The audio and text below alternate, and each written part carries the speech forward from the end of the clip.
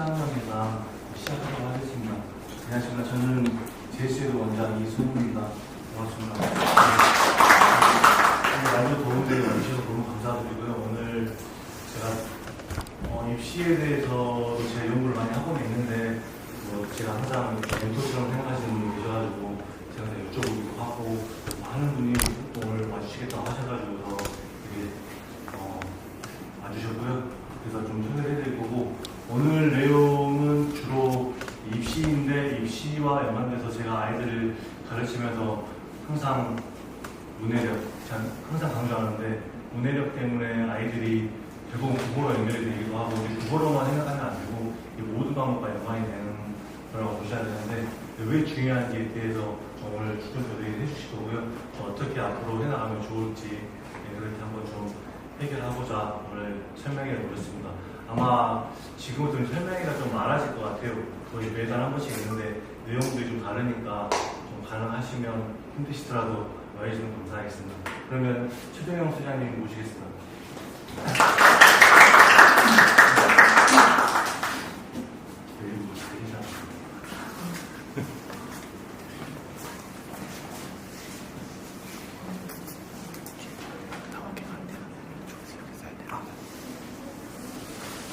네, 인사를 드리고 시작을 해보겠습니다. 저는 원장님과 오랫동안 알고 지내면서 원장님이 부르면 항상 달려오는 최종용 입시 연구원장입니다. 반갑습니다.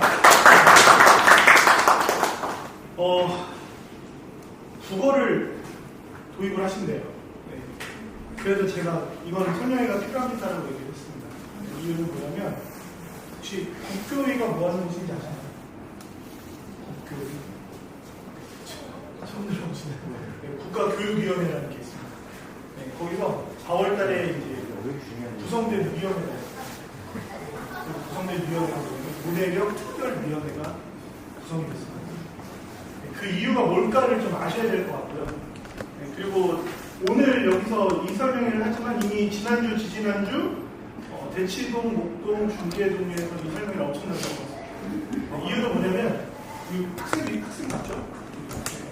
학생도 있지만 요즘 우리 아이들 말하는 수준이 어떻게 좀 대화를 많이 해보시는 편인가요? 계시니까 네. 대화를 하면 좀 오랫동안 딱 대화가 오고 가나요? 아 그래요? 아 거의 엄마가 혼자 얘기하지. 아 그래요? 너무 좋은 겁니다. 네. 요즘 아이들은 집에서 대화하기가 좀 많이 힘드시죠. 네. 학원 스케줄도 좀 바쁠 수 있고 네. 그게 아니더라도 부모 입장에서는 아이들한테 뭔가 많은 얘기를 해주고 싶어요. 궁금한 것도 많고. 그런데 아이들의 대답은 거의 단답형입니다. 아니, 그냥, 그러게, 이러고 끝나는 거예요.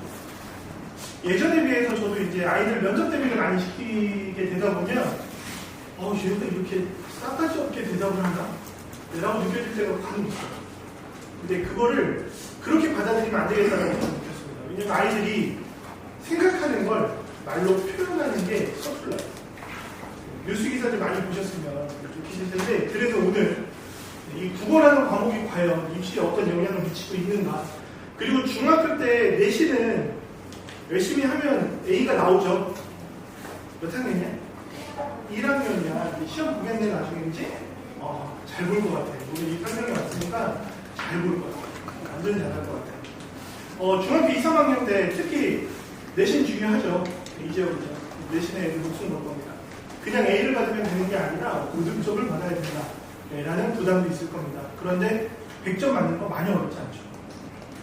실제로 그 성취도 A를 받는 비율을 따져보면 거의 30% 40%의 아이들이 국영수 4과 올 A를 받습니다. 그만큼 중학교 내신은 학원에서 시키는 대로 따라가면 그래도 평균 95, 96, 97 받을 수 있다는 거죠. 그런데 이런 친구들이 고등학교에 올라가면 과연 어떨까? 제가 사는 것도 비평준하고 저는 경기도 김포에 살고 있어요. 대표적인 비평준하 구리와 남양주, 김포 이렇게 있는데 어저께 제가 상담해준 친구가 있어요. 그 친구는 이제 김포에서 좀 나름 190점대가 나와야 갈 수 있는 고등학교입니다. 어떤 느낌인지 아시겠죠? 그렇죠? 그리고 중학교 때 그 정도 내신을 만든 친구고요. 그리고 가서 중간고사 성적표가 이제 금요일에 나왔어요. 나오자마자 제가 저희 집으로 불렀습니다. 그 부모님과 함께. 그리고 성적 분석을 디테일하게 해줬는데 점수가 국어 점수가 무려 33점. 밝혀도 돼요. 어차피 이거 안 볼 거니까 33점을 받았어요. 그런데 다행인 건 학교 평균이 40점대 초반. 그러면 선방한 거 아닌가? 그런데 따져봤더니 퍼센테이지로 따져보니까 76%. 그럼 몇 등급일까요? 여기서 이제 또 참고사항 알고 계셔야 되니까 9등급제에서는 4%까지가 1등급이죠. 그리고 11%까지가 2등급, 23%까지가 3등급이었습니다. 그 다음은 생각하실 필요 없고요. 그럼 5등급 체제로 바뀌면 1등급은 몇 퍼센트죠? 10% 다 아시죠? 2등급은요? 34%까지가 2등급입니다. 그러니까 다시 말하면 9등급제에서 4등급인 아이들이 2등급을 받는다는 얘기죠. 그죠? 그러면 75%는 몇 등급이냐? 66%까지가 3등급이고요. 그 다음이 4등급이에요. 그리고 맨 마지막 10%가 5등급이에요. 그러니까 190점대 내신을 받았던 친구가 고등학교 1학년 올라가서 공부를 안 한 것도 아니고 국어학원을 다녔음에도 불구하고 실제 점수를 받아온 건 33점. 충격이죠. 그래서 저는 국어를 가르치는 사람이 아니고 저는 수학을 가르치는 사람이었는데 국어 시험지를 갖고 오라고 했어요. 그리고 봤습니다. 왜냐면 제가 함께 오랫동안 일했던 학원, 몸담았던 학원이 국어학원이에요. 그래서 국어에 대한 웬만한 건 다 알아요. 근데 봤더니 딱 보니까 이 친구는 중학교 때 내신에 특화가 돼 있습니다. 고등학교 내신은 실제로 아이들 국어 시험지의 장수가 되게 많아요. 수능처럼 지문대비가 길어집니다. 그런데 주어진 시간은 45분에서 50분으로 꼴랑 5분이에요. 근데 문제 난이도도 올라가고 한 문제 풀 때 봐야 되는 지문의 길이가 길어지는데 아이들은 그게 연습이 되더라도 실제로 하기는 힘들다는 거죠. 그리고 중학교 때는 대부분 교과서에서 많이 나오죠. 고등학교는 교과서와 외부 지문이 출제되는 경우가 많습니다. 그러니까 우리 아이들이 저희가 부르는 비문학이라고 하는 거 있죠. 비문학 독해에 특화되지 않으면 고등학교 내신은 어디든 어렵다. 중학교 때 하듯이 하면 안 됩니다. 그래서 오늘 국어에 대한 얘기를 해드릴게요. 수학 전공자다 보니까 야 의대 갈 때는 수학이 필수야. 수학 못하면 의대 못 가. 그 얘기가 몇 년 전부터 수학은 누구나 잘하니까 국어 못하면 의대 못 가가 되어버렸어요. 오늘 왜 문해력이 중요한지, 그리고 왜 문해력 특별위원회가 만들어졌는지, 그리고 거기서 굉장히 중점적으로 다루는 논제는 문해력을 키우기 위해 어떤 교육을 해야 될까거든요. 혹시 어떤 교육이 필요하다고 좀 느껴지시나요? 아버님들이 오늘 빼오셨는데 저는 어머님들한테는 잘 안 여쭤보고 아버님한테 여쭤보는데 혹시 친구는 어떤 교육이 필요한 것 같아요? 문해력을 늘리기. 중학교 1학년이 이렇게 대답하면요, 되게 좋은 기본기를 갖고 있는 좋은 대학 갈 거예요. 문해력 특별위원회에서 얘기하는 건 딱 하나입니다. 한자 교육입니다.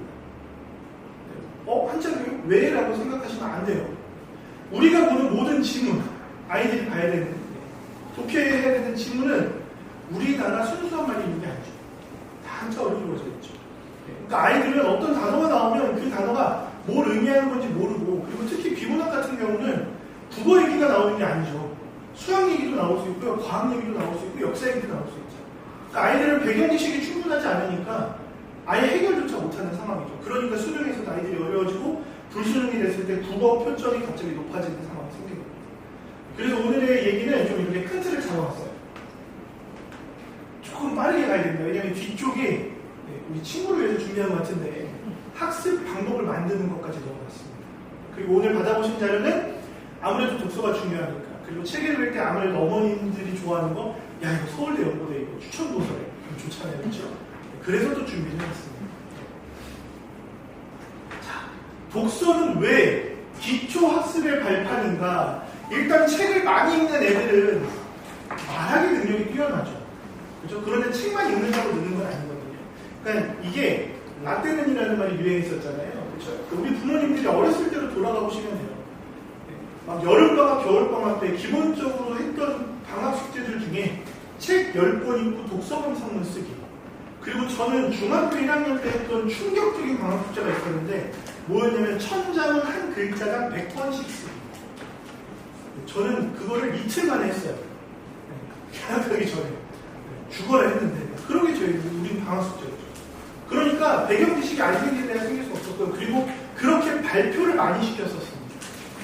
그러다 보니까 아이들의 배경 지식이 쌓이고 말하는 능력이 생겼었고, 그러다 보니까 사고력도 논리적으로 생각할 수 있는 방법, 그리고 책을 집중해서 읽어야 독서 감상력을 쓸 수 있잖아요. 그러니까 집중력도 좋아지는 거예요.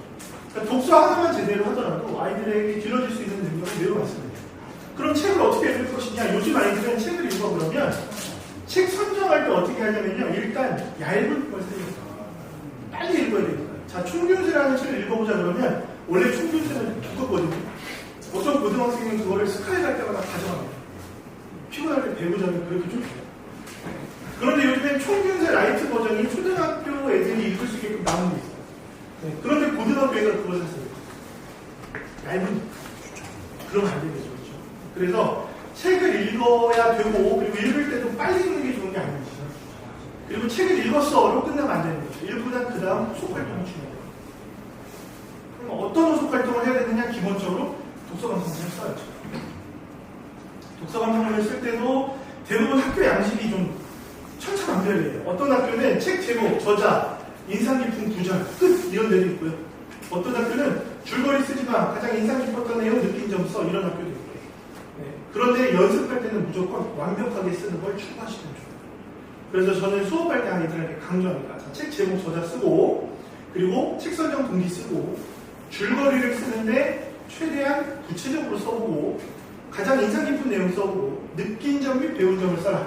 이러면 웬만한 학교에서 쓰는 양식이에요. 그런데 이것만 가지고는 아이들이 고등학교에서 대학교 갈 때까지 도움이 되진 않아요. 그래서 두 가지를 추구합니다. 그 중에 첫 번째가 이 책을 읽고 나에게 변화다. 그리고 마지막이 이 책을 추천해주고 싶은 친구. 자, 이 두 가지를 쓰기 시작하면 뭐가 좋아지느냐? 아이들이요. 예를 들면 처음 시험 보겠지만 시험 보고 나면 생각보다 성적이 안 나올 수 있잖아요. 그렇죠? 얘는 분명히 잘 나오려 했는데 왜 안 나왔지? 그럼 아이들이 고민을 하겠죠. 내가 왜 성적이 안 나왔을까? 그리고 해석을 할 거예요. 분석을 할 거예요. 나의 잘못된 점을. 아, 이런 것 때문에 성적이 안 나왔구나. 라고 느낄 거 아닙니까? 이게 독서 감상문의 느낀 점이죠. 근데 아이들이 그렇게 느끼기만 하면 성적은 오를까요? 안 오를까요? 안 오르죠. 분명히 그걸 바탕으로 행동에 옮겨야 될 겁니다. 독서 감상문도 똑같은 거죠. 그러니까 읽고 났으면 그 책으로 인해서 내가 어떤 변화를 겪었느냐. 그리고 요즘엔 창의융합형 인재가 대세가 되어버렸죠. 모든 학교들이 원하는 인재입니다. 그 얘기는 뭐냐면 본인이 잘하는 거 하나만 잘하면 안 되고요. 뭔가를 갖다 놓고 걔네들끼리 융합할 수도 있어야 되고, 그리고 나 혼자만 잘 되는 게 아니라 나로 인해서 누군가를 끌어줄 수 있는 능력도 필요합니다. 그래서 추천해주고 싶은 친구까지 작성을 하게 시킵니다. 제가 하는 수업에서 모두 다 그렇게 시켜요. 상담을 할 때도 똑같이 얘기해요. 그리고 그게 몸에 배기 시작하면 그 친구는 딴 거 필요 없어요. 그냥 외대 보고 가요. 중학교 1학년 때 시험을 봤었는데 하나 빼고 다 시작 봤던 친구인데요. 그 친구는 2, 3학년 때 습관을 만들고 노력을 해서 외대부로 가버렸습니다. 그리고 그 친구는 서울대학교를 그냥 갔겠죠. 외대부고는 1년에 50명 이상씩 서울대를 보내니까요. 그렇게 갈 수 있는 방법이 만들어집니다. 물론 독서고 원고 너무 좋죠. 너무 좋습니다. 그런데 갈 수 있다면 가야죠. 왜냐면 아예 다른 삶을 살거든요. 고등학교 3년 동안. 자, 그러면 2022 교육과정에 우리 아이들에게 원하는 역량이 뭘까? 핵심 역량은 총 6가지가 있습니다. 그 중에 독서와 관련된 4가지 역량을 보시면 지식정보 처리 역량, 창의적 사고 역량, 협력적 소통 역량. 요 정도는 느낌 오는데, 그런데 마지막에 갔더니 심리적 감성 역량이라는 게 눈에 띄시게 돼요. 제가 가지고 있는 프로그램 중에 아이들이 이제 진로적성 검사, 직업 심리 탐구 검사를 하는데, 거기에 아이들 검사를 해보면, 예를 들면 나는 경제형이야, 나는 이론형이야, 나는 연구형이야, 이런 게 나오는데, 정말 한 4, 50명 하면 한 명 나올까 말까 하는 친구가 심리적 감성 역량이 높은 친구들이 있어요. 근데 이 친구들이 정말 맘만 먹으면 뭐든지 다 합니다. 그래서 2022 교육과정에서 이걸 꼭 만들어라. 이런 역량을 키워라. 라고 얘기를 해줍니다. 그래서 이걸 기르기 위해서는 독서가 필요하다는 거죠. 독서는 마음의 양식. 그냥 하는 말이 아니었잖아요. 그렇죠? 그래서 이런 것들을 요구하기 때문에 독서는 중요해졌고, 그래서 올해가 뭐 국교회가 발표한 것도 있지만 실제로 우리나라에서 가장 강력하게 요구하는 능력이 독서 영역이 되고 있습니다. 그래서 독서를 강조하는 해라고 보시면 될 것 같아요. 그다음 이런 거는 이제 독서가 어떤 영향을 미치느냐, 이런 거 그냥 보시면 느낌 오실 거예요. 그죠? 그 다음에 아이들이 배경 지식을 쌓아야 되는데, 아이들의 배경 지식은 대부분 어디서 나오죠? 핸드폰에서 나오죠. 그리고 그 핸드폰에서도 특화된 영역이 있죠. 그죠? 엄지손을 굉장히 잘 사용합니다. 막 엄지손가락이 이만해질 수도 있어요. 왜냐면 맨날 이렇게 올리잖아요. 그죠? 그렇게 한 손으로 잘해요. 그죠? 그런데 글씨는 개판이 돼요. 그리고 이 친구들이 보는 건 모두 영상입니다. 그 영상의 길이는 길어봐야 1분 내외죠. 그죠? 그러니까 짧은 영상에 특화되어 있어요, 아이들. 그러니까 만약에, 야, 광고 봐봐. 광고 1분 안 되잖아요. 1분짜리 광고 보고 이거 광고 어때? 너한테 와닿는 거 있어? 그럼 대답을 해요, 실제로. 그런데 한 50분짜리 영상 보여주고요. 보고 나서 느낀 점 써봐 그러면 너무 졸리다? 이런 거 얘기합니다. 집중이 안 된다. 그래서 우리 아이들에게 필요한 역량은 꾸준히 앉아서, 그러니까 엉덩이 힘이 중요하다가 또 관건이 돼버리는 시대가 되어버렸습니다. 그래서 이 부분들을 아이들이 기를 수 있고요. 독서를 하는 학생과 안 하는 학생의 차이점은 명확하게 드러납니다. 이건 과학적으로 다 증명된 것들만 넣어 들어갔어요. 그래서 이걸 보시고 우리 아이인데? 라고 느끼시면 오늘 집에 가서 아이를 앞에 앉히시면 안 돼요. 이게 부모님들이 항상 설명회 다녀오시면 듣고 나서 내일 되면 까먹으니까 오늘 아이들을 앉혀놓고 어떻게든 전달을 합니다. 특히 이제 저도 아빠다 보니까 안 하고 싶은데도 어떻게든 아들을 부르게 돼요. 아들, 잠깐 아빠랑 얘기 좀 할까? 그리고 침대에 걸터 앉아가지고 서로 불편한 자세로 얘기를 하고 있더라고요. 특히 아버님들 그러시면 안 되고요. 어머님들도 괜히 뭐 이렇게 유하게 부르셔가지고 사랑하는 딸 이리 와봐 해놓고 독서해야지. 이러면 큰일 납니다. 오늘은 알고 가셔야 되고, 요 파일은 제가 원장님께 그대로 드릴게요. 필요하시면 뽑아달라고 하지 마시고요. 파일을 달라고 하세요. 그리고 절대 핸드폰으로 보지 마세요. 노안이 오는 시기이기 때문에 안 되십니다. 그래서 꼭 이런 아이들이 돼야 된다 라는 걸 기억하시고요. 그리고 여기서부터가 이제 실제 뉴스 기사를 제가 캡처해서 올린 겁니다. 국민 독서 실태 조사라고 나오죠. 그렇죠? 계속 나오는 내용은 똑같습니다. 줄어드는 거죠. 비율이 줄어드는 거죠. 너무 심각한 거죠. 그리고 충격적인 건 계속 OECD 평균보다 낮다. 우리나라가 좋은 거는요, OECD 평균보다 낮은 게 너무 많아요. 근데 안 좋은 거는 전 세계 1등을 달려가는 것들이 너무 많죠. 대표적인 게 자살률이죠. 그리고 또 대표적인 게 뭘까요? 저출산율이죠. 그 다음에 제가 지난달에 이제 그 고령화 사회 때문에 초고령화 사회를 또 수업을 했었는데, 거기서 고령 인구의 경제적인 여건, 이것도 OECD 평균이 아니에요. 그러니까 그런 것들 때문에라도 OECD 평균보다 안 된다면 이건 어떻게든 고쳐야 되는 거죠.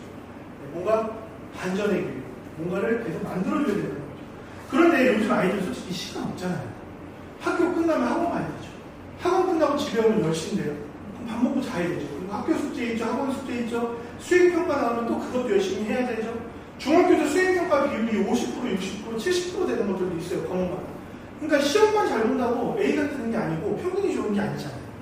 그러니까 아이들이 해야 될 건 너무 많은데 책도 읽어야 돼요. 그래서 요즘에 저는 책을 사서 읽으라는 표현보다 읽고 싶은 책을 찾아봐.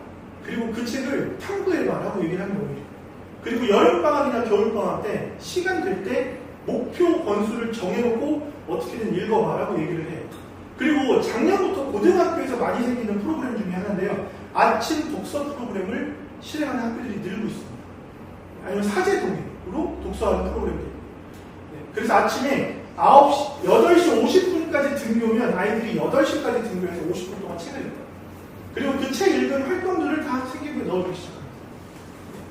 그래서 아이들의 독서 역량을 끌어올려야겠다. 이게 공교육에서 하고 있는 지금 활동들 중 하나예요. 그러니까 지금 우리 아이들, 특히 중학생이라면 독서를 해야죠. 어떻게든 시간이 남거든요.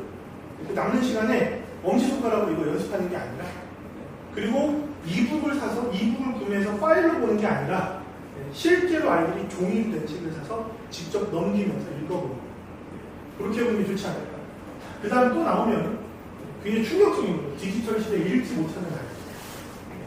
읽지 못한다라는 건 결국엔 읽어도 모른다는 거예요. 그만큼 문해력이 너무 뒤떨어진 거고, 실제로 여기 보시면 뭐 이런 것들 보시죠. 여기 보시면 중학교 3학년 학생 문해력 조사를 했더니 초등학생 어휘 수준에도 못 미치는 학생은 무려 11%. 중학생이에요. 근데 고2도 그렇대요. 그러니까 가면 갈수록 아이들이 벙어리가 되어간다는 표현까지 나옵니다. 생각하는 건 많아요. 그러니까 특히 엄마랑 싸울 때는 그렇게 논리적으로 표현해요, 애들이. 그런데 뭔가를 발표해야 되거나 본인의 생각을 정리해서 말해야 될 때는 못합니다. 그래서 그 부분들이 강조가 될 수밖에 없고, 그리고 국어 기초가 안 돼 있다면 계속 이게 제가 그냥 찾아온 거예요. 25년 7월에 발표된 신문기사라는 거죠. 그런데 아이들은 이런 것도 안 보잖아요. 그죠? 자, 고등학교 때로 돌아가 보실까요? 약간 추억을 되살리시면서. 고등학교 때 아마 어느 학교건 신문 사설 스크랩하는 활동들 해보셨을 겁니다. 그때는 종이신문이 누구네 어디 집이든 다 있던 시절이니까 신문 사설 스크랩에서 붙이고 내용 정리하고 느낀 점 쓰고, 그러다 보니까 이과 애들도 그렇게 글을 잘 써요. 그런데 요즘 아이들 신문 사설이라 그러면 뭐야 그게? 소설이야? 이러고 있어요. 그래서 요즘에 고등학교에서 또 바꿔갑니다. 신문 사설 스크랩. 그리고 요즘에는 수행평가에 그렇게 뉴스 기사 캡처해서 넣고, 뉴스 기사 원문 넣고, 그거 요약 정리하고 느낀 점 쓰고 주제 잡고 토론하고까지 갑니다. 그러니까 아이들이 이런 기사를 접해봐야지만 궁금증이라는 게 생길 것이고, 그 궁금증을 토대로 뭔가를 탐구할 것이고, 그래야지 아이들이 고등학교에 올라가서 대학교 갈 때까지 힘들지 않다는 거죠. 대부분 중학교 때 제일 많이 신경 쓰는 건 어쨌든 비평준화는 내신이니까, 내신이 좋아야 저 고등학교를 쓰니까 내신의 목숨을 걸 거예요. 그죠? 그런데 그것만 가지고는 고등학교 가서 대학을 못 간다는 거예요. 그래서 중학교 때부터 그게 다져져야 돼요. 그리고 왜 대치동을 그렇게 가려고 하느냐, 목동을 가려고 하느냐 물어보면, 거기는 가면 알아서 다 되잖아요. 만들어지잖아요. 그런데 여기는 제1사관에서 다 만들어주잖아요. 저는 그래서 원장님한테 더 믿음이 가는 것도 있죠. 왜냐면 저도 학원 강사를 오래 해봤고, 월급 원장으로 7년이나 해봤어요. 그래서 원장님들을 만나면, 이 학원은 찐이다라고 느끼면 그냥 부르면 데려갈 수밖에 없는 거죠. 김포에서 여기 오는 길이 쉽지 않잖아요. 그래서 어젯밤에 저는 포천에 있는 장모님 댁에서 자봤어요. 왜냐면 거의 밤밖에 안 걸려요. 마지막 기사 한 번 더 보시면, 짧은 영상 좋아. 그치? 긴 글 싫어. 엄마가 장모님 카톡 보면 어때? 부담스럽지? 안 보내봤어? 나중에 받게 돼. 성적표 나오는 순간부터 엄마들이 그렇게 얘기를 하시죠. 마음의 준비를 해놔. 저희 처제가 제 아들이 고1이거든요. 아들한테 정말 왜 남녀끼리 싸웠을 때 남자가 사과할 때 보내는 장문의 카톡이죠. 전체 보기 눌러도 이렇게 올려야 돼요. 그 정도의 글을 써서 보냈대요. 점을 보고 나서 우리가 어떻게 되면 정말 길게 보냈답니다. 그런데 제 아들이 읽고 나서 씹었어요. 처제는 망상했죠. 그래서 저번에 만났을 때 얘기하더라고요. 근데 아들이 억울하면서 얘기합니다. 다 읽었어. 그런데 뭐라고 써야 될지 모르겠어. 그게 정답이거든요. 요즘 아이들의 상황입니다. 그래서 고등학교 10명 중 3명은 긴급하게 어려움을 느낍니다. 그러니까 수능 모의고사 가잖아요. 애들 큰일 나요. 그러니까 중학교 때 날라다니던 아이들도, 국어 100점 맞던 아이들도 고등학교 내신 가면 아무리 쉬워도 갑자기 평균으로 뚝 떨어지고, 그리고 5등급 체제에서는 조금만 잘못해도 그냥 1등급이 아니라 2등급이 돼버리면 등급을 올리는 게 쉬운 일이 아닙니다. 그래서 지금부터 준비를 하셔야 되고, 국어는 어떻게 준비하면 되느냐? 딴 거 필요 없고요. 학원에서 이제 프로그램 있잖아요. 그 프로그램에 나오는 문제 잘 풀고, 오답 정리하고, 거기에 주어로 독서하고, 기회가 된다면 발표하고 토론. 그게 중학교들이 해야 되는 거죠. 그런데 읽는 건 학원에서 시켜주는 게 아닙니다. 읽는 건 스스로 해야죠. 그런데 만약에 애가 집에서 안 읽고 학원에 좀 일찍 가서 읽게 해줄 수 있어요. 그래서 아까 그걸 좀 수치화 좀 해봤어요. 보세요. 읽기 순위가 3위에서 9위 떨어지죠. 좋은 건 떨어지고 있어요. 행복지수도 많이 떨어지는 거 아시죠? 우리나라 국민들이. 그러다 보니까 이민을 계획하는 사람들이 늘고 있고 싶어요. 그러니까 저출산이라는 게 해결이 안 돼버려요. 굉장히 안타까운 사회를 지금 우리나라에 겪고 있다는 걸 기억하시면 좋고요. 그 다음, 문해력 하락이 되다 보니까 이런 것들이 계속 문제가 되더라고요. 그리고 스마트폰이라는 건 앞으로도 더 발전될 것이고 아이들 옆에 붙어 있을 텐데 과연 그걸 어떻게 활용해야 될까? 라는 거에 대한 고민도 빠질 겁니다. 네, 요즘에 아이들 고등학교 때 수행평가 하잖아요. 뭐 그룹으로 수행평가 하잖아요. 그럼 걔네들이 소통하는 건 대부분 릴스입니다. 인스타 DM으로 거기서 그룹 통화도 되고. 네, 그런데 뭔가 하다가 야 그럼 찾아서 올려봐. 네, 근데 나는 다 해서 그럼 그동안 뭐하고 있어? 릴스 보고 있죠. 그리고 웃고 즐기고 떠들다가 연락 오면 그때 또 하고. 그러니까 수행평가하는데 들어가는 시간이 갑자기 새벽 3, 4시까지 가버리는 거죠. 그리고 완성도 못해요. 그리고 다음날 피곤하니까 학교에서 자버리죠. 그러면서 성적은 떨어지고. 이게 일반고에서 아이들이 겪는 수준입니다. 그래서 그 부분들이 중학교 때부터 좀 만들어지면 좋겠다는 거죠. 그 다음 수능 국어에 대한 얘기를 해드리면 아까처럼 45문항을 여기는 80분 만에 풀어야 돼요. 근데 수학은 30문항을 몇 분 동안 풀까요? 30문항 100분 동안 풀어요. 그러니까 국어는 두세 문제 푸는데 지문이 B4 용지 2페이지가 이렇게 돼요. 아이들이 읽다 끝나는 경우도 많아요. 그러니까 중학교 때부터 연습이 된 친구들, 문해력 꾸준히 연습하고, 그 문해력은 국어로 시작하지만 사실 사회에서도 필요하고, 한국사도 필요하고, 영어도 필요하고, 수학도 필요한 거죠. 그죠? 그래서 그렇게 연습을 해야 모의고사에서 맞아도 괜찮다. 그리고 2028 대입부터 수능이 훨씬 더 중요해집니다. 통합수능이 되고 변별력이 떨어질 거야? 아니요. 그만큼 이걸 안 하면 못 가는 대학들이 생길 거예요. 올해만 하더라도 2027 대입에서도 수능 최저를 반영한 학교들이 늘어납니다. 왜냐하면 그런 이중장치, 삼중장치가 필요해지는 시기라는 거죠. 내신이 5등급 체제가 되면 변별력이 조금 약화될 거야? 맞죠. 하지만 그래도 평균 등급이 나오죠. 그런데 단순히 그것만으로 아이들을 평가하기는 힘듭니다. 1.3과 1.4등급 누가 잘한 겁니까? 라고 물어보면 1.3등급이 압도적으로 잘한 거예요 라고 얘기할 수 없잖아요. 그러니까 그래 너가 조금 더 잘했네. 그런데 너는 수능이 안 좋잖아. 그럼 떨어지는 거죠. 너는 서류가 안 좋잖아. 그럼 떨어지는 거죠. 그래서 대학들이 이제는 내신에다가 무조건 다른 이중장치, 삼중장치를 걸기 시작합니다. 그게 2028 대입부터 굉장히 강력해지는 거죠. 그리고 이거는 필요 없고, 여기서 보시면 이제 어떤 비율도 좀 나눠서 좀 말씀드렸는데, 지금 고3까지는 문학하고 독서라는 공통 과목과 언어와 매체, 화법과 장문 둘 중에 하나 선택이라는 걸로 합니다. 이해되셨나요? 문학, 독서는 많이 들어보셨죠? 언어와 매체, 화법과 장문. 안 들어보신 분도 있겠지만 두 개 중에 하나를 선택해요. 체감 난이도는 화법과 장문이 훨씬 더 쉽다고 느껴지고 아이들이 많이 수강을 하게 됩니다. 하지만 상위권 대학을 노리는 친구들은 모두 언어와 매체를 시험을 하고 있습니다. 그래서 과목 선택도 중요하다는 거고, 그 다음 국어 등급이 학교를 나눴다는 건 아까 말씀드린 의대를 놓고 보시면 딱 나와요. 의대가 되면 수능 만점입니다. 수학은요. 그런데 수학 만점에 국어 1등급이면 모두 지원 가능해 합격까지 가능하죠. 그런데 수능 수학 만점에 국어가 갑자기 3등급이 뜨면 아예 못 간다는 거죠. 그리고 국어 1을 찍다가 수능 때 3등급 찍는 아이들이 나와요. 실제로. 그러니까 모든 등급이 1을 찍다가도 갑자기 3이 될 수도 있는 거죠. 그래서 이런 부분들을 국어가 갑자기 몇 년 전부터 합격을 좌우하더라. 그래서 국어의 중요성이 매우 커졌다라는 걸 또 아셔야 되고, 그리고 이거는 아무래도 중학생이니까 나중에 혹시라도 내가 외고 가고 싶어요, 아니면 국제고 가고 싶어요, 자사고 가고 싶어요, 그러면 독서를 많이 하는 친구들, 문해력이 좋은 친구들이 자기소개서를 쓸 때도 뛰어나고 면접 볼 때도 조금만 알려주면 완벽하게 됩니다. 그래서 합격을 다 할 수밖에 없는 거죠. 그 다음 논술도 논술 단계적 폐지라고 하는데 자꾸 논술이 늘어나고 있는 추세죠. 그렇죠? 왜냐하면 이중장치가 필요하잖아요. 그러니까 내신이 좋아도 안 좋아도 쓰는 능력이 좋으면 뽑고 싶은 거죠. 그리고 인문 논술뿐만이 아니라 자연계 논술에서도 문해력은 중요합니다. 그 부분들 기억하시라고 좀 넣어놓고요. 그 다음 학년별로 어떻게 준비할지를, 이거는 완벽한 로드맵은 아니에요. 하지만 일반적으로 이렇게 준비를 하면 좋습니다 라고 해서 알려드리는 거죠. 그리고 중학교 때를 보면 요 정도가 되는데, 중학교 수행평가에서 탐구보고서 쓰는 거 없었어요. 아예 없었어요.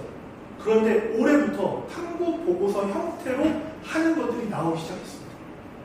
실제로 경기권에서도 나오고요, 인천에서 나오고, 서울은 엄청나게 많아요. 그럼 탐구보고서는 어떻게 쓰는데 학교에서 안 알려주죠. 그냥 양식 하나 떠넘줄 거예요. 그리고 쓰라고 할 겁니다. 그런데 아이들은 그럼 이거 주제를 잡아야 되는데 주제도 못 잡죠. 어떻게 잡을지 모르죠. 그러니까 독서를 해야죠. 책에 있는 내용하고 연계해서 주제를 잡는 거죠.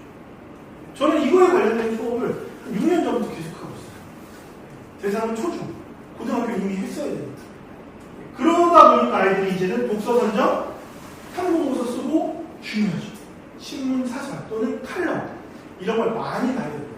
그래서 아이들의 관심사를 좀 다양하게 만들어주는 게 좋아요. 관심사가 아이돌 아니면 무슨 뭐 애니메이션 이런 게 아니라 요즘 사회 문제 중에 가장 관심이 있어 하는 것. 그러니까 매일 뉴스 한 개 읽기 너무 좋죠. 왜냐면 요즘 뉴스 짧잖아요. 길지 않잖아요. 그죠? 읽는데 2, 3분도 안 걸리거든요. 그런 걸 읽어보는 습관 갖는 것도 좋아요. 대신에 오늘 가서는 꼭 얘기하지 마세요. 제가 계속 강조하는데 갑자기 야 이걸로 검색해봐 뉴스 나오지 하나 골라 읽고 나서 감상 안 돼요. 큰일 납니다. 그래서 너무 좋더라. 그리고 이 제시문이라는 건 작년에는 우리 쪽에서는 좀 외고랑 국제고 준비하는 친구들이 많았는데 참고로 동탄국제고, 청신국제고, 고양국제고 3개 있죠. 그리고 외고 중에서는 성남외고, 수원외고 되게 인기 많거든요. 이런 외고들하고 국제고는요, 면접 볼 때요, 자기소개서에서도 질문이 한두 개 나오지만 제시문 주고 질문 주고 답하라고 합니다. 그게 대학으로 넘어가 보면 서울대 연고대에서 하는 제시문 면접이라고 생각하시면 됩니다. 그래서 중학교 때부터 준비한 친구들이 왜 대학을 잘 가느냐? 공부를 잘해서 가는 게 아니고 공부는 다 잘해야 돼요. 그 외적인 역량들이 완벽해지니까 가는 거죠. 그걸 고등학교 올라가서부터 만들기 시작하면 이미 늦어요. 그러니까 중학교 때부터 영수 선행하시는 거 아닌가요? 그렇죠? 그러니까 이제는 그 선행의 정도가 영어 수학뿐만이 아니라 국어도 해야 되고 그리고 교과가 아닌 비교과 영역도 해야 된다는 거죠. 고등학교 것도 좀 한번 잡아보세요. 고등학교는 아무래도 수능 위주로 가겠죠. 그렇죠? 그 부분 기억하시고요. 그 다음에 독서량과 국어 성적 실제로 연관이 있습니다. 이거는 통계 자료를 다 만들 수가 있는 거예요. 그래서 아이들이 고등학교 올라가 보면 이런 걸로 통계 자료 만들어서 발표를 합니다. 이번에도 국어교육과 갈 친구가 그거 가지고 만들어서 발표를 했는데 국어 선생님이 다니는데 그걸 보더니 야, 이 자료 나 좀 줘라 라고 할 정도로 너무 잘 만들었죠. 물론 제가 만들어서 준 겁니다. 수행평가라고. 그런데 너무 중요한 거예요. 이런 건 실질적으로 다 아이들이 찾을 수 있어요. 인터넷 검색만 하면 나옵니다. GPT한테 물어봐도 나오죠. 근데 GPT는 가끔 이상한 거 찾아줘요. 분명히 있다고 해서 검색을 하면 없죠. 그래서 이건 이제 프롬프트를 잘 써야 된다고 하는 거였는데 그 다음에 비문학독해. 이거는 국어 선생님들이 보시면 뭐야 저거 누구나 아는 거잖아. 근데 아무도 모르니까 어떤 그냥 모범 답안 형태로 나와 있는 것들만 잠깐 보여드려요. 그리고 지금 시작해야 되는 이유는 아무리 바쁘다 해도 중학교 때는 널널하거든요. 아이들 시험 끝나는 날 뭐 하나요? 학원 가서 열심히 3시간, 4시간 공부하나요? 아니죠. 엄마 오늘 시험 끝났잖아. 학원 오늘 하루만 쉴게. 그리고 아이들 놀러 가죠. 노래방 가고요, PC방 가고요. 요즘 제 아들은 저기 방탈출을 그렇게 가던데. 아니면 남자애들은 요즘에 볼링장, 당구장을 많이 가고요. 여학생들은 시험 끝났다고 갑자기 이렇게 올리브영 가서 쇼핑도 많이 하고요. 그럴 수 있죠. 그런데 안 됩니다. 그럴 때일수록 남는 시간일수록 본인에게 필요한 거에 또 투자를 좀 해라. 좀 기억하시라고 넣어드렸고 아까 말씀드린 내용들을 조금 더 정리해봤거든요. 그 다음 요거는 뭐냐면 중학교 1학년, 2학년, 3학년을 어떻게 보내면 좋을까? 좀 간단히 넣어봤어요. 그리고 2028부터는 통합수능. 통합수능이 뭐냐면 아까 문학 독서에다가 화법과 작문, 언어와 매체 말씀드렸잖아요. 화자 범매 중에서 하나를 선택하는 거예요. 지금 고3은 하나만 선택하는 거였어요. 그런데 2028부터는 바뀌어요. 통합이에요. 어떻게 바뀌냐면 자 보세요. 문학 있죠. 독서 있죠. 화법과 작문 있죠. 그 다음 뭐가 들어가죠? 언어와 매체에서 매체만 빠집니다. 실제로 언어와 매체라는 수업에서 매체라는 수업은 선생님들이 하기가 애매합니다. 그래서 언어 위주로 많이 하죠. 문법 위주로. 그렇죠? 그러니까 그 엉성한 매체라는 놈을 융합 선택으로 빼버렸어요. 그러니까 국어에서 수능 과목이 어떻게 되나요? 더 많아지죠. 학습해야 되는 게 많아져 버렸죠. 화자 범위 중에 선택이었던 게 이제는 매체 빠지고 언어까지 다 해야 돼요. 학습량이 늘어납니다. 너무 힘들어져. 그리고 더 놀라운 사실 하나 말씀드리면 지금 고3은요. 여기 제가 좀 이따가 넣어 들어놓은 게 있는데 자, 여기를 넘어가 볼게요. 지금 고2부터 선택 과목이 이렇게 나와요. 고1 때 공통국어, 그 다음 고2 올라가면서부터 문화, 독서와 작문, 학법과 언어 선택이고요. 다 들어야 돼요. 안 들으면 큰일 납니다. 수능 과목이니까. 그리고 진로 선택 과목과 융합 선택 과목이 있어요. 지금 고3은 융합 선택이 없고요. 일반 선택, 진로 선택만 있거든요. 그런데 진로 선택 과목이 9등급으로 안 나와요. ABC로만 나와요. 예를 들면 고전 읽기, 심화 국어 이런 게 진로 선택 과목이거든요. 이거 ABC로만 나와요. 그리고 실제로 학교에서 교과서 가지고 안 합니다. 프린트 가지고 해요. 고전 읽기인데요. 아이들한테 문제 풀립니다. 수능에서 고전 지문 빼와가지고. 그리고 시험에 그거 나죠. 그리고 ABC로 평가하다 보니까 A를 받는 비율이 50%, 60% 나와요. 수업 시간에만 열심히 들어도 A를 받을 수 있는 거죠. 그리고 진로 선택 과목을 내신에 반영하는 학교들이 있어요. 연세대 같은데 그러면 A를 받으면 1등급이 뜨는 겁니다. 이해되셨죠? 그런데 지금 진로와 융합으로 바뀌었잖아요.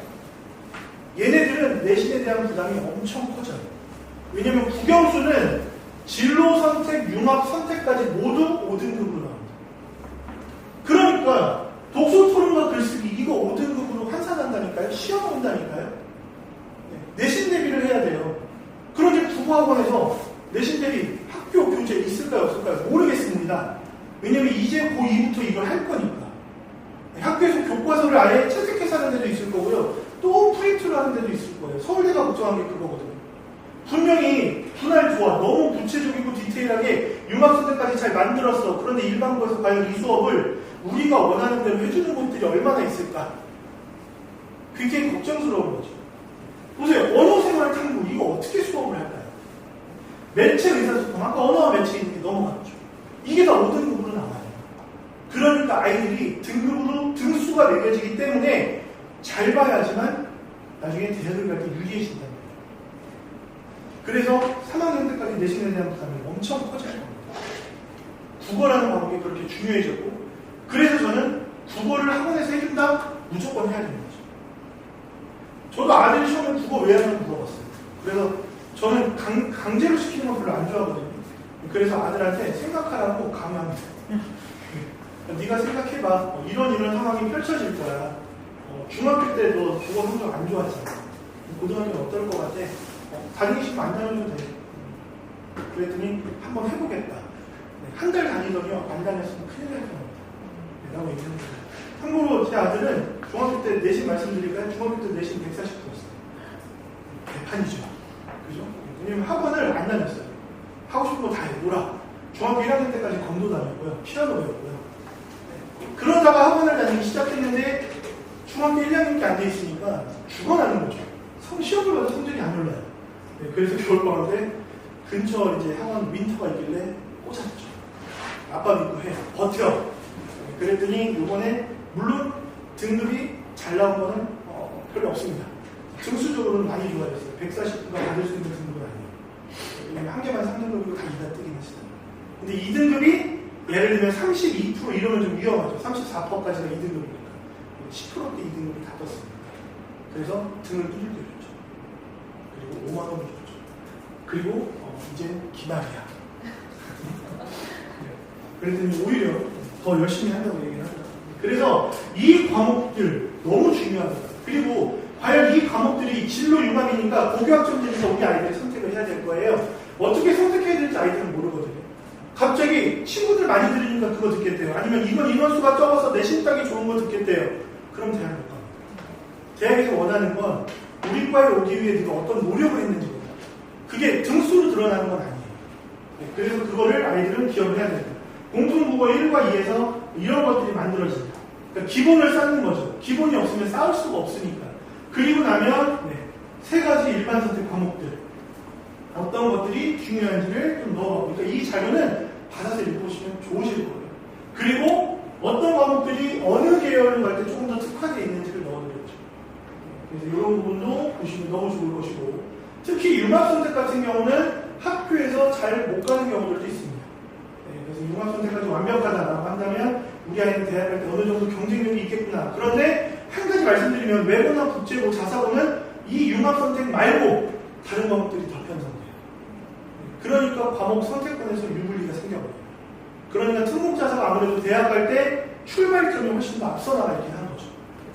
그러면 일반고는 답이 없느냐? 답이 있어요. 혹시 시간 되시면 요거 끝나고 이따 3시부터 고등학교 1, 2학년 설명회 하거든요. 그때 왜 이게 중학교 때부터 준비가 돼야 되는지, 그리고 궁금하신 거를 좀 더 해소시켜 드릴 수 있는 게 1등급, 2등급, 3등급이 5등급 체제에서 나오면 어느 대학 갈까? 궁금하지 않으세요? 안 궁금하세요? 네. 궁금하시면 500원이가 아니라 3시 거 들어보세요. 앞부분에 있습니다. 앞부분에 뒤에서 앉으시다가 나가셔도 되는데 1.00부터 4, 5등급은 치지도 않았어요. 3.0까지 5등급 체제에서 과연 어떤 학교에 어디를 지원할 수 있을까 정도를 그냥 대략적으로 넣었습니다. 네, 어제 제가 아까 30점 치고 있죠. 190점 정도 내신 나왔던 그 친구한테 보여줬어요. 야, 너는 여기에도 없어. 어떡하냐? 근데 3.00 하고 어느 학교가 이 학교 알아? 그랬더니 처음 듣는데. 그래서 걔네 부모님한테 물어봤어요. 이 학교 와서 여기 처음 듣는데. 그런 상황이 생깁니다. 요 부분은 받아서 읽어보시라고 넣어드린 거고요. 왜냐면은 이게 중요한 이유 중에 하나인데, 아이들이 습관을 만들어야 되는데 중학교 때가 중요하거든요. 중학교 때 습관 형성이 되면 이 친구들은 고등학교 때까지 그대로 가겠죠. 그걸 이제 우리는 흔히 하는 말로 루틴이라고 얘기하죠. 세계에서 잘 나가는 사람들 어마어마한 루틴을 가지고 있잖아요. 새벽 4시간에 일어나고. 애들은 성공한 사람들을 보면 자기도 그렇게 하고 싶대요. 어떤 애들은 선생님 저는 공부 안 되니까 때려치고요. 저는 치킨집 사장할게요. 그래? 왜? 우리 부모님이 치킨집 한대요. 치킨으로 연매출 20억 만들고 싶대요. 그래서 그래 이게 가능하겠어 그랬더니 그런 사람들 TV에 많이 나오잖아요. 네, 그래서 제가 그 학교를 때려치는 건 네 마음인데 그럼 선생님이 일주일 동안 숙제를 줄 테니까 이것만 한번 찾아와 볼래? 하고 나서 얘기해 줬어요. 전국에 있는 프랜차이즈 치킨 매장이 몇 개 있는지, 내내 치킨, 60개 치킨, 그거 별로 찾아와. 그리고 브랜드가 없는 일반 치킨 집들 몇 개 있는지 찾아와. 그 중에 연매출 10억 이상 나오는 치킨집 몇 개인지 찾아와. 다음날 바로 카톡 왔어요. 저는 공부를 열심히 하셨습니다. 말도 안 되는 거죠. 그래서 이 습관을 만드는 게 중요한데, 이 습관에서 가장 중요한 키워드가 되는 게 메타인지. 자, 모를 거야. 그런데 물어볼게요. 메타인지가 뭔지 혹시 얘기할 수 있어요? 처음 들었어? 들어본 적은 있어? 그럼 성공한 거야. 고등학교 애들도 설명을 못하잖아요. 이게 배경 지식의 차이죠. 그렇죠? 메타인지가 뭐냐 그러면 여기 써 있는 거예요. 그냥 내가 뭘 하는지 내가 알아요. 뭘 잘하는지 알고, 그리고 그걸 끝이 아니라 이걸 더 발전시키기 위해서 나는 이런 노력을 해야 돼 라는 것까지 세울 수 있는 친구. 반대로 내가 부족한 게 뭔지도 알고 이 부족함을 메꾸기 위해서는 이런 노력이 필요해. 다시 말하면 엄마가 옆에서 해줄 수 있는 역할은 돈 필요해? 여기 있어. 밥 먹었어? 먹어. 힘들어? 쉬어. 안 건드리게 이거죠. 아무런 간섭이 필요한 건 아니죠. 제가 아들한테 학원 가고 싶을 때 얘기하라고 말했던 이유는 딱 하나입니다. 딴 거 없고요. 아직까지 초등학교 5학년 때부터 지금까지 단 한 번도 아침에 깨운 적이 없어요. 학교 갈 때 깨운 적이 없어요. 그거 하나로 자랑을 삼았어요. 그런데 고등학교 가니까 그거 하나는 안 되잖아요. 그죠? 그래서 그것 때문에 저도 믿었거든요. 그래서 아마 기말고사 때 1학년 끝날 때 좀 더 낫지 않을까. 그래서 메타인지를 선천적으로 타고나는 게 아닙니다. 충분히 노력으로 만들어낼 수 있어요. 키워낼 수 있어요. 그럼 메타인지를 높이려면 어떻게 해야 될까? 근데 2022 교육과정에서 아이들에게 원하는 역량 중에 하나가 디지털 리터러시 능력이 있거든요. 지식정보 처리 역량. 그러니까 아이들은 나 핸드폰 빠르잖아. 그런데 아이들한테 노트북 던져주고 노트북으로 해봐 그러면 그때부터 이러고 있어요. 이건 빠른데 이건 안 되죠.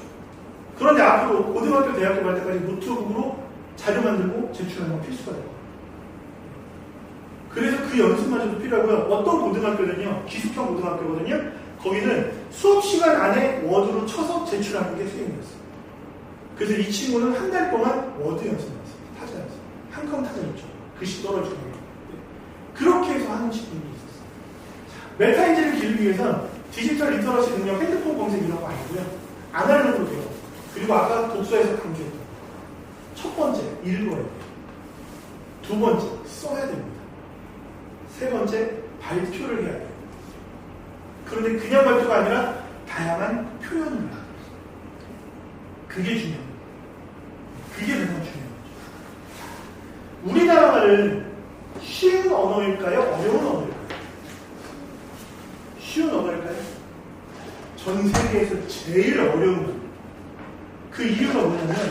외국 사람들이 우리나라에 와서 이해가 안 되는 것 중에 하나가 뭐냐면 옷을 충격적인데요. 옷을 산다. 안 사주시니? 옷을 입는다. 그죠? 옷을 입는다. 양말을 신는다. 모자를 외국인들 이해가 될까요? 그 사람들은 이해를 못해요. 그죠? 그 다음 영어로 나는 당신을 사랑합니다. 그렇지. 한국말로 좀 더 진하게 표현해봐. 뭐야? 아이들은 이런 걸 모르잖아요. 그러니까 그리고 이제 우리나라는 또 방언도 많잖아요. 전라도로 나왔다 보시고요. 이러면서 그죠? 네, 그런데 그냥 한국말을 쓰더라도 엄마 난 엄마를 가슴이 저리도록 사랑해. 영어로 어떻게 할까요? 전 영어 선생님한테 물어보고 싶어요. 가슴이 저리도록 사랑해. 그리고 심장이 떨어져 나가는 줄 알았어요. 이런 표현을 어떻게 영어로 할까요? 그러니까 GPT가 사실 이제 GPT는 한번 가려고 클로드가 아주 그냥 위협을 하고 있습니다. 걔네들은 한글로 물어보잖아요. 그러면 영어로 바꿔서 인식을 하죠. 그리고 코딩되는 거 보셨으면 알겠지만 영어로 막 인식을 해버리죠. 그리고 한글로 결과물을 만들어주죠. 그러니까 걔네가 나타내주는 말들은 우리가 쓰는 말과 다른 말들을 줄 때가 원하는 단어가 아닐 수도 있어요. 그래서 우리나라가 어렵다는 거죠. 그러니까 다양한 표현을 써서 말할 수 있어요. 그래서 자기소개 1분 완벽하게 한다. 그럼 이 친구는 대학 갑니다. 서울대 고등학교. 대부분 고3 애들한테요. 면접 대비할 때 자기소개 30초 만에 봐. 덕서고등학교 3학년 누구 자기소개를 하는데 이름을 얘기하고 있고 그리고 자기소개를 했더니 저는 연세대학교 생명과학과 입학을 아니죠. 자기소개를 해야 되잖아요. 그렇죠? 그래서 이거는 메타인지를 기르면 끝난다. 그래서 메타인지를 기르기 위해선 디지털 역량이 중요한 게 아니라 굉장히 우리가 강조하지 않았던 아날로그 역량을 기르는 특히 다양한 표현으로 말을 할 수 있어야 됩니다. 그래서 독서 논술을 대부분 중1 때까지 많이 시키세요. 그리고 중2 때부터 이제 내신이 들어가니까 그때부터 국어 학원을 찾으세요. 아니요. 저는 독서 논술 학원을 계속 다녀도 된다는 주의입니다. 단, 제 아들 경험을 말씀드릴게요. 독서 논술 한번 가보고 싶다 그래서 한 달 다니고 끊었어요. 어느 학원인지 말 안 할게요. 프랜차이즈 이렇게 하는. 갔는데 교재가 있잖아요. 주차별로 교재가 있잖아요. 책이 정해져 있고. 안 읽어갔거든요, 책을. 그런데 그 책에 대한 모든 문제를 풀어서 채점을 해왔어요. 너 이 책 뭔지 알아? 그랬더니 알려주던데? 그럼 이 문제 어떻게 풀었어? 알려주던데? 그러니까 그냥 주입식으로 끝내버리는 거예요. 책에 대한 것들. 그러니까 남는 게 없죠. 그래서 아이들이 스스로 읽고 쓰고 말하게 한다면 이 친구들은 어마어마한 무기가 생기는 거예요. 중학교 내신이요. 그냥 195, 197 나올걸요. 고등학교에 올라가서 190 맞던 애가 33점 그런 거 꿈꾸는 거예요. 그래서 지금부터의 준비가 너무 중요하시고 보이시죠? 꼭 받아서 읽어보세요. 그리고 아이랑 같이 볼 거면 야 옆으로 와 하면서 핸드폰 보지 마시고 요즘에 미러링 되잖아요. TV, 스마트 TV 같은 미러링에서 같이 보세요. 너무 좋습니다. 그리고 여기 나오는 습관은 대부분 뭐냐면 문제 푸는 거 그리고 독서하기 또 들어가죠. 독서하는 거 그리고 노트 정리하는 거. 자, 보면 다 나누는 거 아닌가요? 그렇죠? 공부를 잘하는 아이들의 습관은 디지털 역량이 있는 게 아니에요.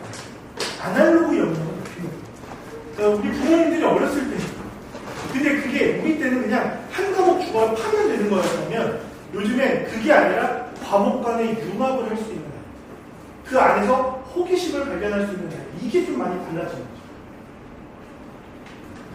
그러니까 영어 단어 외우기 넣어봐요. 그리고 프라이드 월이라는 건 이거는 좀 재밌는 거예요. 그래서 방학 때 한 2주 정도 약간 이벤트성으로 해보시면 좋아요. 쉽게 말씀드리면 벽에다가요 매일매일 포스트잇으로 아이가 쓰는 거예요. 근데 뭘 쓸지 모르잖아요. 그래서 저는 아이들한테 시킬 때 방학 때 2주 동안 약간 특강처럼 하라고 그러거든요. 매일매일. 잠자기 전에 포스트잇에다가 오늘 하루 제일 잘했고 칭찬받은 거. 그리고 그 밑에다가 잘못한 거 쓰면 안 돼요. 아쉬웠던 거. 그리고 엄마한테 하고 싶은 말, 아빠한테 하고 싶은 말, 아니면 동생이 있으면 동생한테 하고 싶은 말, 그런 거 쓰라고 합니다. 그리고 붙이라고. 그러면 아이가 학원을 가건 어디를 가건 그러면 부모님이 아빠든 엄마든 가서 그 밑에다가 댓글 많이 달잖아요. 그것처럼 한 장 붙여주면 좋아요. 너 이런 거 했었구나. 그러면 엄마가 격려하는 의미에서 책상 위에다가 그걸 이렇게 붙일까 그랬어요. 처음에 아이는 그거 받으면 기분 좋겠죠. 그런데 그게 중요한 게 아니라 아이 마음속에는 표현을 안 하더라도 엄마가 나한테 이런 걸 해주네. 그러니까 이 아날로그 감성은 어쩔 수 없어요. 심리적 감성 역량을 높이는 도구가 될 수 있어요. 그래서 프라이드 월이라는 건 해보면 빠지면 안 돼요. 매일 해야 되거든요. 근데 그 매일이 저는 100일 정도가 유지가 되면 아이한테 강력한 무기가 돼요. 실제로 처음에는 잘한 거 아쉬웠던 거 쓰다가 그 다음부터 뭐 쓰냐면 오늘 학교에서 했던 과제 중에 중요한 거, 내가 했던 활동, 그게 나중에 대학 갈 때 학생부 종합전형 준비하는 밑거름이 되거든요. 그렇게 연습이 된다는 거죠. 마지막이 플래너예요. 자, 우리 부모님들 제일 많이 겪는 오류 중에 하나가 뭐냐면 특히 이제 중학교 2학년쯤 내신 준비하셨고 근데 경기도는 1학년 2학기부터 들어가니까 해야 돼요. 그때쯤 아이한테 갑자기 선물이 하면서 플래너를 줍니다. 그리고 계획해서 해. 계획성 있게 공부해야지. 근데 잘 생각해보세요, 부모님들. 고등학교 때 계획 세우셨나요? 아닐걸요. 이 계획은 못 세웁니다. 왜냐면 아이들은 모르잖아요. 내가 매일매일 얼마만큼의 시간이 남는지, 그리고 내가 어떤 공부를 어떻게 해야 되는지 감을 못 잡은 상태에서 계획은 못 세워요. 앞에 게 완벽해지면 그때부터 세울 수 있게. 그래서 조금 천천히 아이가 할 수 있을 때 시켜야 된다는 걸 강조해드리려고 나오고요. 그래서 마지막으로 제가 해드리고 싶은 얘기는 고교 학점제에서 가장 중요한 건 예전처럼 일관성 있게 동일하게 가는 것이 아니라 문과인과가 똑같이 가는 게 아니라 모두 다르게 움직입니다. 이게 고교 학점제고 사실은 그래서 수능도 없어져야 되고 특목자사도 없어져야 되고 내신 오브노트도 없어져야 제대로 된 고교 학점제라는 거죠. 근데 우리나라 입시제도는 그걸 모두 없앨 수 없기 때문에 그래서 유지가 되어가고 조금씩 변형되고 있지만 아직까지 진로에 대한 고교 학점제는 유의미하다. 그러면 192학점이라는 건 뭐 아실 거고 중학교 1학년 때부터 과연 우리 아이가 어떻게 살아야 할까? 학교 생활을 어떻게 해야 될까? 학교에서는 이런 검사 했을 겁니다. 그죠? 그리고 뭐예요? 결과지 주죠.